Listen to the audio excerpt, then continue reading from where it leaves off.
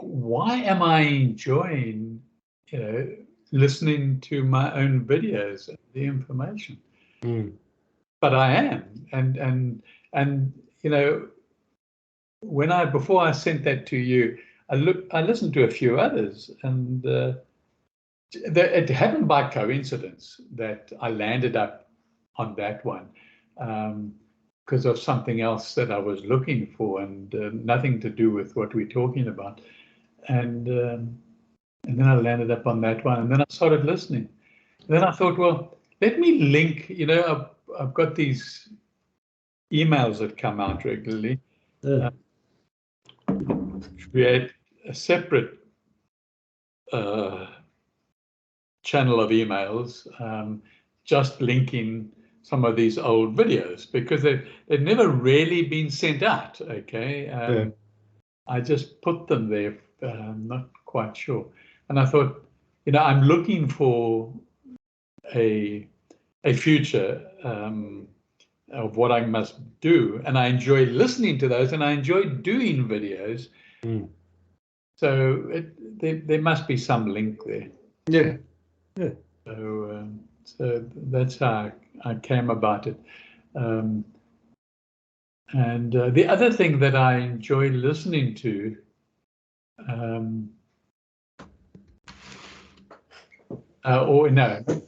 what I enjoy doing is creating subjects that I enjoy, like exploring outer space is a typical example. And so I enjoy researching these classes for Get Set Up. Okay, forget about all their nonsense. I think their historic nonsense I've put behind me, and all the people that were there a year or more ago, whenever it was, I was having hassles. They're not there anymore, and it's just really one person that I interact with, and he's so pleasant, and he, within 24 hours of sending him an email, he replies, and but they've reduced themselves to next to nothing, but they're keeping going.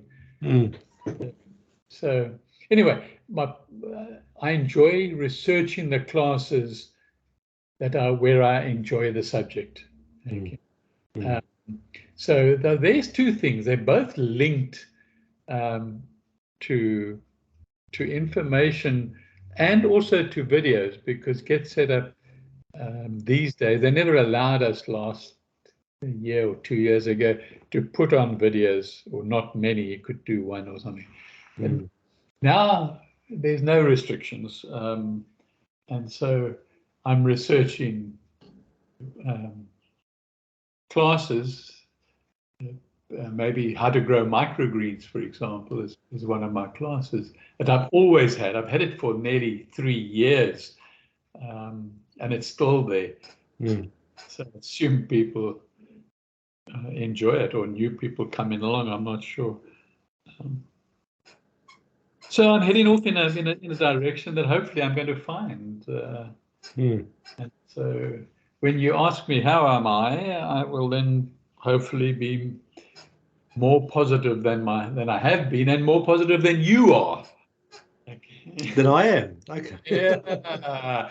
So tell me what's happening in your life. Just been busy trying to bring things to, like, lots of little projects to conclusion. Yeah.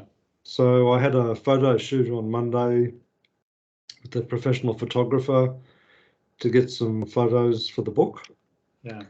So I haven't heard back from them yet, but when I get those proofs and that sort of thing back, I'll hopefully be in a position then to get that finished and get the few different versions of it published. Like a hard copy, or not hard, like paperback copy, ebook, and I was even toying with the idea of doing an audio book as well, but I'm not sure about that yet. But I'll get the first couple of versions done anyway. Yeah, I I think you should do an audiobook. Mm. It's the audiobooks have, in the past year or more, have become very popular. Mm. And I tried them out this year,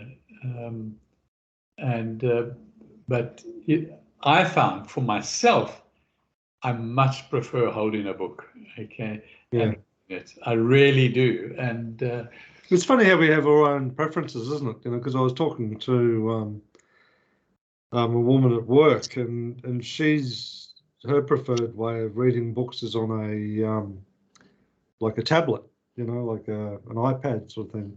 yeah. And I said, oh, I just don't like reading off screens like that. You know, I'd much prefer to have a book in my hand. You know, so or an audio book when I'm in the car. You know, just doing it that way as well. Yeah. Yeah, in fact, the last audiobook I did was Dr. Michael Greger. I've got a couple of his hard-covered books and soft-covered books, Mm. and I had some credits on Audible book, and so I bought that one, and he narrates it himself. He reads it himself. Mm. Okay. Mm. And, you know, that irritated me because I listened to probably almost a short 5 or 6 minute a video every day when I wake up. He sends one out every day. So before I get up, I usually listen to it. And he's got a certain way of doing it, and he repeats the same way year after year after year. And then he does the same thing with the book. And it's fine for 6 minutes, but to listen,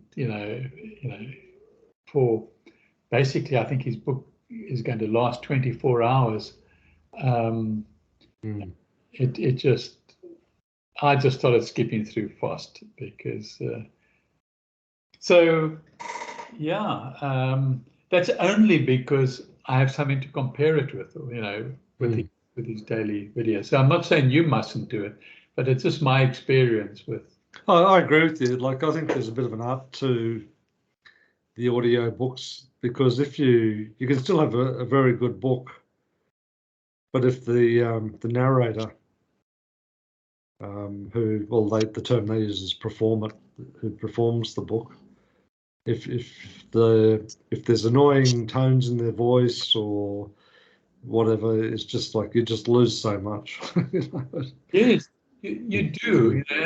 If he doesn't understand the subject, perhaps, or perhaps understands the right word, then also he puts the emphasis in the wrong place. Yeah.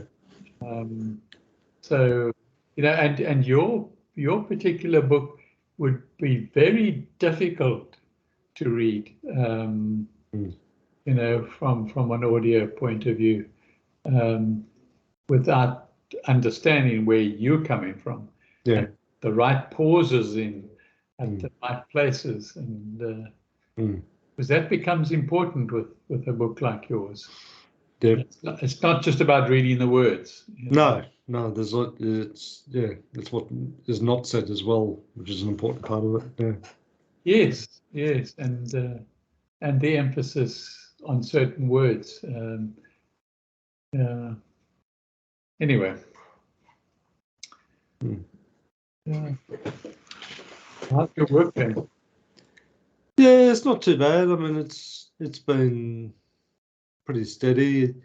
I get the impression just from different chatter around the place that the business has got a bit of a cash flow problem at the moment, so okay. Interesting to see how that plays out, but yeah.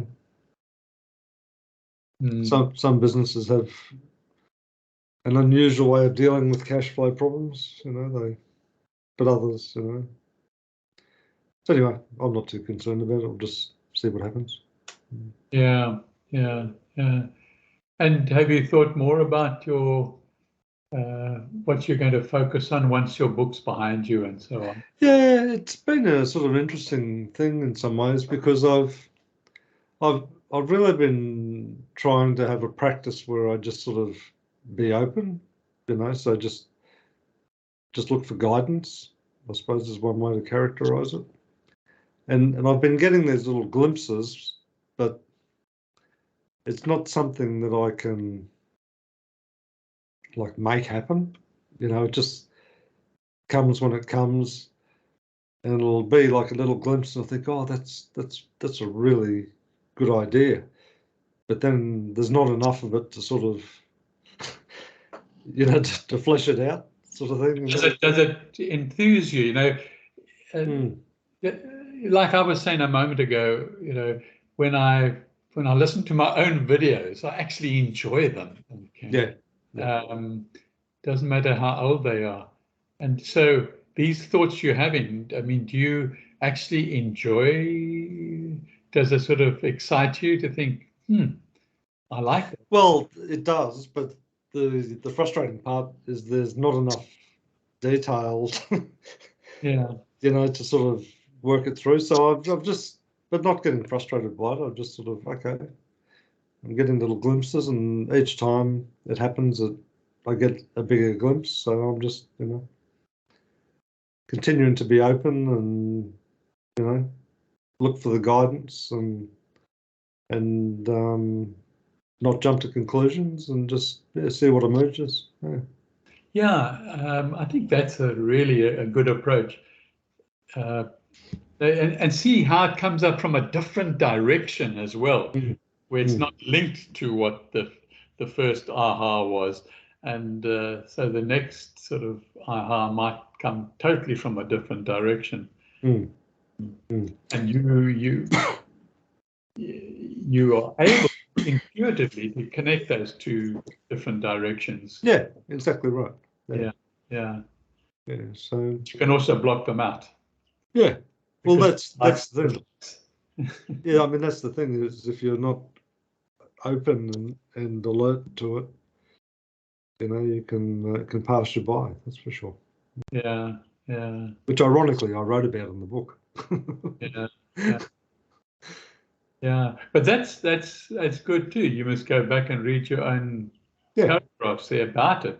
And just see what comes out now that you're getting that information from the book, not from your thoughts.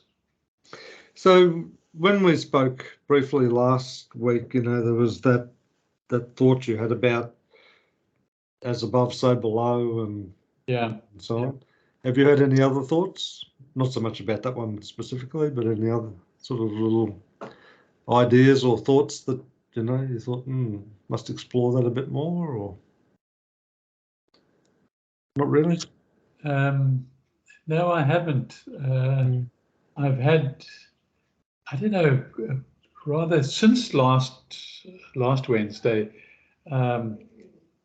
due to not including last night, but up until the night before, really, I don't know, something was worrying me, and I really didn't sleep well for those 5 or 6 nights, and it might well have to do with the First National Bank, because I still haven't resolved their issue, or my. Okay, so the phone call that you had didn't resolve? Yeah, the phone call that stopped. I mean, that particular phone call was a woman in a call center for the bank, and came on and had masses of background noise. You could hear all the other call center people talking. Okay. Yeah. Now, unfortunately, I cannot have, if I'm watching the television, if it's got background music on it, I can't hear what the people are saying. And it's just my hearing at the moment. And so really I couldn't hear what she was saying. But anyway, I got her to shout louder and try and block out some of the noise, not very successfully, but I heard the whole purpose of a phone call was to say that the forms that they wanted completed have all been completed and they got them. They're now going to put me through to another department. So I said, that's great, I'll hold on. No. They'll contact you within the next 48 hours. Okay. Mm. Now, that had been going on for more than a month, that type of, not with a phone call, but with emails, going, oh, we're going to send you now to the next department and the next department.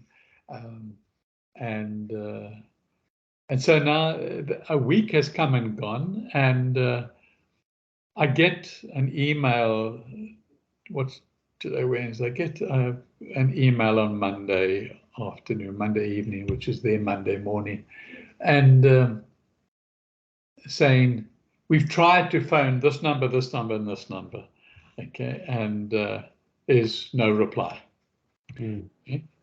And those three numbers they mentioned, they were deleted off my account a long time ago. They're South African numbers. Mm. Mm. And last week, after my Wednesday call and so on, I put a very simple, easy to understand email, making it clear that if they wanted to email me, this was the email to address. If they wanted to phone me, here's my Australian phone number. Mm. And I told them what my problem was yet again, because that's it. And I thought, well, now, maybe I'm at a new department or somewhere. So I sent that all off. Okay. Lo and behold, I wake up to 2 emails this morning from 2 different females, okay, from the bank. And what did they say? Both of them said, we repeatedly tried to phone this number and you did not answer. And that was the South African number again. I don't know. There's nothing more I can do. There really is nothing more than I can do. I just don't have access to my bank account. Mm. So anyway, I've sent an email back saying, please, I'd like to speak to your CEO. Please send me his name and number. Mm. It won't. Okay. Mm. And the email that I sent out last week, Thursday, with all the details and so on, I just copied and pasted it into both those emails this morning and sent it off. So terribly frustrating, isn't it?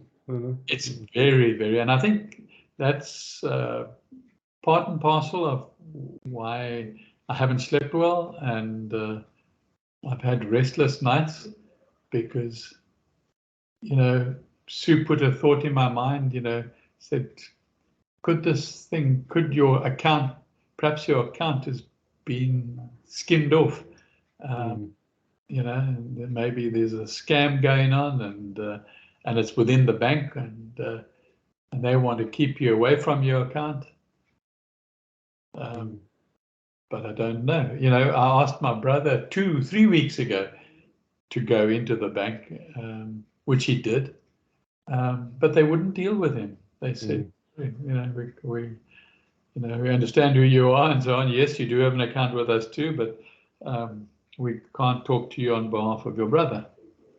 And they even phoned me then, or Neil phoned me, my brother, while he was sitting across the desk, and he said, they can't deal with it. They're going to have to put in the right department again. It's always the wrong department that I get through to. Yeah. Anyway, hopefully the person that I sent the email to is, with all the information, he sounded like somebody a little bit more senior, but he didn't reply. I got 2 females replying from his department who could not have seen the email that I sent him. That's really quite strange, isn't it? Yeah. Anyway, enough of my woes.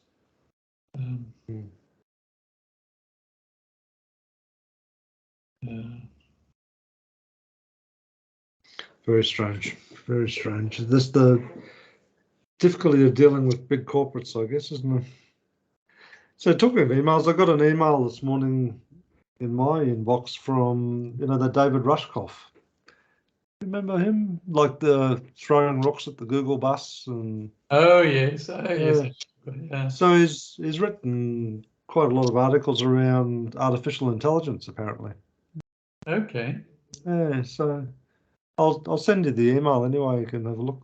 Yeah, please do that.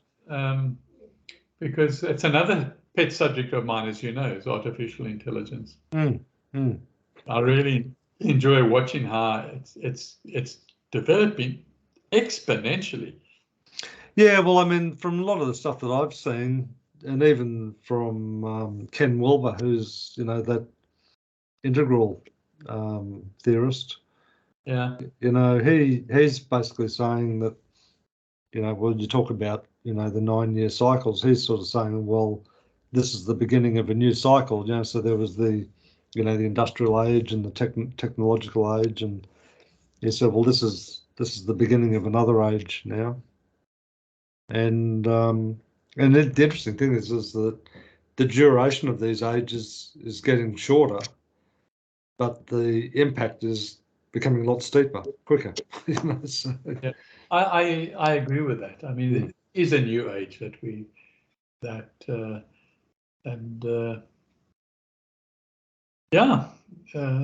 just have to wait and see.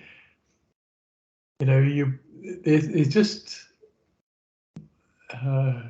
well, starting the comment with my son James, I sent him something, and he replied. He said, "Dad, you really can't believe everything that you get. It's just, everybody has an agenda and an opinion and they write it as if it's somebody else writing it." And I agree with him with that. Then I read an article this morning that made me think. Okay, this was from a source that I trust. Okay, and don't ask me why I trust. We can have a discussion about that another time. What makes you trust somebody? Okay. Yeah. Because it's certainly something that. It's a good topic, actually. One of my videos, in fact, old videos, is about who the hell do you trust. Okay. And anyway, this is somebody that I trust, and he says there that the Ukraine. What's the main guy in the Ukraine? Premier. Was Zelensky or something like that? Yeah, Zelensky. Okay. Is that he is being head up by the International Board or something for war crimes. Oh, really? Yeah. And badly so. And of course, we don't get any of this in the mainstream media. Okay. No, nothing at all. No, I mean, even with the Alatra group, I've sort of lost touch with all of them. I don't hear from any of them anymore. So. Yeah, I have too. It's a strange world we live in. And who do you trust? I mean, who do you trust when you read something? When you say, well, that's the truth, okay? Let's ignore spiritual for now, okay? And that can be another subject, because I'm sure. But when you read something like I've just said now, this, or something about AI, or something about, Well, how can you know? I mean, it's virtually impossible to know, isn't it? I mean, it is impossible to know. That's the bottom line. Okay. So what do? You see, you take somebody like Elon Musk, okay, Mm. and you know that I like Elon Musk, okay, really just because he clearly has proven to be, you know, an entrepreneur second to none, and probably one of the most intelligent people on our planet, to be able to have produced what he has produced. Like, when it comes to, you know, brain links, and it comes to spaceships and stuff like that, he's in such short time frames too, isn't it? It's just incredible. Yeah, absolutely, and a lot of different things. Okay, now I absolutely trust him, but I'll listen to a video which was Elon Musk talking about something I'd heard nothing about. Yeah, and if I hadn't heard him on another video saying, that was not me. That was not me, he said. Okay, it was him talking. They used an AI to replicate him and put the words in his mouth, and it had nothing to do with it. It wasn't his information. It's impossible to discern, really, isn't it? You know, it really is. It is impossible. I mean, that proved to me it was impossible. You know, I knew it's been done, but oh my God. So where do we go? You know, I don't know. We're in the age, we can certainly within ourselves, you know what is for ourselves, what is spiritual truth. But we get that from other people as well. Okay, you know, I get it from Moya Chalubi and all these books that he's written, and you know, I know you were following a couple of videos on a regular basis, and you know, what happens if their identities have been hijacked? Exactly right. Yeah, either the identities been hijacked or themselves, because I mean, I've physically, you know, met, and I still speak occasionally to Moya. Okay, you know, but who says that, you know, he's not part of the satanic force, you know, coming from another direction, you know, trying to encourage people. I really, really don't believe it's true. But and you know, it's, for me, it's, I hold on to that spiritual. So when, you know, when he talks about contemplation and spiritual travel and so on, and then I do that, and I get a certain fulfillment out of that, and that's the best that I can do. Okay, now. And I will listen to, you know, if you send me a video, or one of my kids send me a video, spiritual thing, which they don't, but you do sometimes, and then I listen to it. You know, I don't judge it, don't do anything with it, just listen to it. What about you? Well, it has been that, but I think the other component for me is I've been doing, you know, I think I mentioned a fair bit of study around, you know, like just trying to cultivate that direct conversation, I suppose, or dialogue, you know, with God. And for me, it's like part of the spiritual practice or the discipline has been, because I've got such an active mind, that the only way that I can sort of quiet that down to a state where I can actually listen to the silence, which they say silence is God's first language. You know, so for me, it's been a process of just trying to get to that quiet, just so I can listen. And and it's taken some time, but you know, it really is more of an open dialogue that I'm trying to cultivate and develop. And I know that there are certain things that I need to do to make sure that, you know, that I have that connection. And, you know, I've got a better understanding now of how I'm made up, you know, like I'm a, you know, I see myself as a non-physical entity in a physical body. And the point of connection or disconnection is through the soul. So, you know, I have this level of awareness about all of that. And my direct experience around that is something that, you know, reaffirms, I guess, what I've been studying and trying to cultivate. So it rings true for me.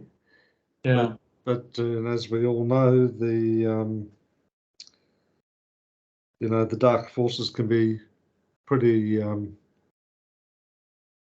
pretty subtle as to how they twist words and twist meanings and Yeah. all of that sort of stuff as well, you know. So Yeah. Yeah. Yeah. Yeah, I hear you. I mean, even you and I have actually different paths, okay? yeah, And even our actions, like you described, yours and mine are different. yeah. And And it doesn't make one right or one wrong or both right or both wrong. It's just they are what they are, aren't they? You know. So yeah. yeah, I agree with that. I think it's the intent behind it that's important. You know, I have an intent, you have an intent. It manifests in different ways. Okay. Well, I think so too, because I mean, like for me, you know, like we can sort of say, oh, you know, I'm trying to will something to happen, or you can say to yourself, you know, well, I'm going to train or like do the disciplines so like to give you an example, like if I say, you know, I've got this intention to go and run a marathon. Could I run a marathon today? Absolutely not. I could have all of the will in the world and still not be able to do it. Yeah. But if I start training, at some point I might be able to run a marathon. Yeah. You know, so it's taking those actions which take you forward to that vision that you have for yourself. You know? So, you know, so in a practical sense, you know, this really strong desire, you know, since you know my mother's passing, you know, to cultivate, you know, an open dialogue, you know, with God. And it's been interesting to see how that's sort of slowly unfolded too, because, you know, the more I studied around, you know, the Trinity, for example, and I'm sort of thinking, well, I'm actually having conversations with three, not one, but at the same time, one, you know, which is those typical paradoxes with spiritual stuff, you know, so. Yeah. You know, so it's been a real learning process, but learning in the sense, or my experience of it, learning in the sense of being led. You know, it's a process of discovery, which is unfolding, you know, in response to my prayers and my requests, my pleas. You know, so it's great. You know, so there's nothing I can do to make it happen, but at the same time, there's things I must do for it to happen, if that makes sense. Yeah. Yeah. I don't necessarily agree with you. Over the years, you and I have spoken about things to do, and somehow there's something in that concept for me that is missing, or not gelling totally at this moment in my life. You know, as you were talking right now, I had visualized and I know it's based on the books I read of Moyer's and the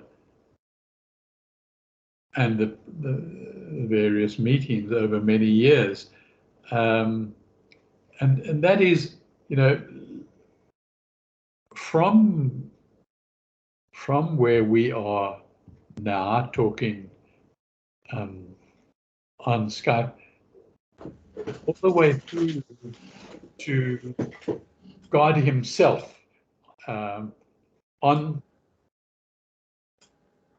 the 10th plane. Mm. And every plane has a manifestation coming down of God. Mm. Okay, and they've all got names. Mm. Okay, and they've all got functions, which is all. It really allows one to really think and contemplate and imagine. Okay, but so we're sitting in. You can see the ladder to, let's call it, to that 10th plane, ladder to God, going through a whole lot of other planes.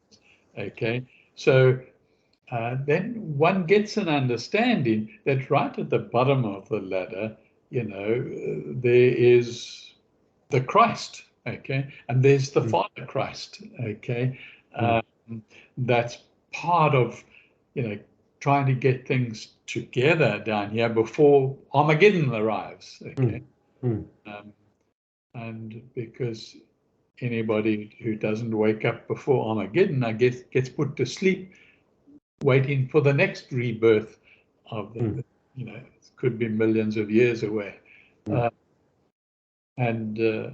so there are entities that are all working for the benefit of those who want to evolve spiritually and want to meet God, who want to get eventually face to face and have a chat to God.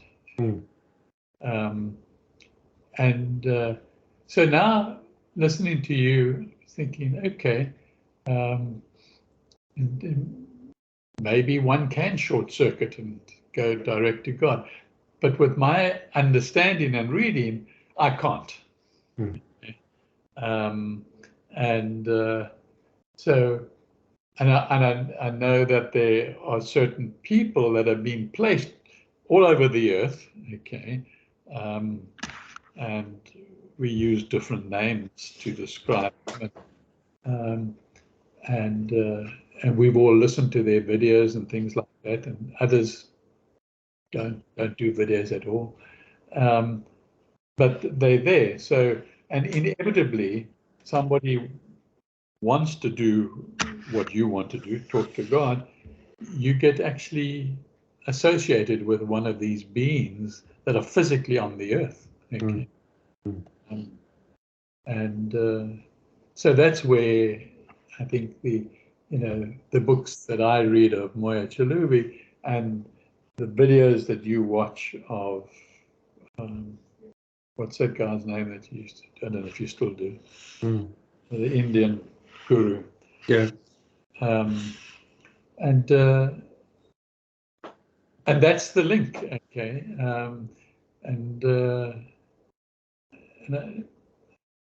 And I guess that link is, I think, very important. And it's almost like a, what do they call it in space when you've got a hole in the universe and you jump from one universe to another universe. You know, it is like that. It is like that. Yeah, for sure. Yeah. So anyway, those were my thoughts while you were talking to. But they're all very important, you know, because they're things that you need to explore and experience and test and absolutely. Yeah, I'm not even sure that we have to do anything, you know, and I know that contradicts things that I've said in the past, But that's exactly where I'm at the moment. I'm not sure we have to do anything. Well, that's really the definition of grace, though, isn't it? The definition of grace is basically it's nothing that you do. And there's plenty of evidence of grace. I mean, just look at, the air that we breathe and the food that we eat, and the fact that the solar system sits out there in perfect geometry and does what it does. And I mean, there's millions and millions of examples. And we don't need to do anything, for the sun to rise in the morning. Thank goodness. But the sun rises, but I think the other aspect for me personally, though, is that I know that there's certain things that if I'm doing them, it takes me forward, and there's other things if I'm doing it takes me backwards. So there's things that I can do to make sure that the connection, the divine connection, is optimized, and there's things I can do which can break the connection. Right. But what happens, within the connection, nothing I can do, not a thing. So. Yeah.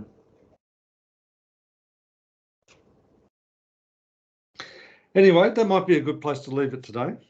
Yeah, I think that's an interesting thought too. And we should pick up your suggestion on a couple of those other ideas about the truth and discerning the truth and some of those aspects. I think that would be really good. Yeah. Okay. All right. Okay, and I hope your issues with your bank get resolved really quickly. That's quite frustrating what you're experiencing there. So. Yeah, thank you very much for that. Okay, well, I'll talk to you next week, eh? Okay. Okay then. Cheers. See you there. Bye.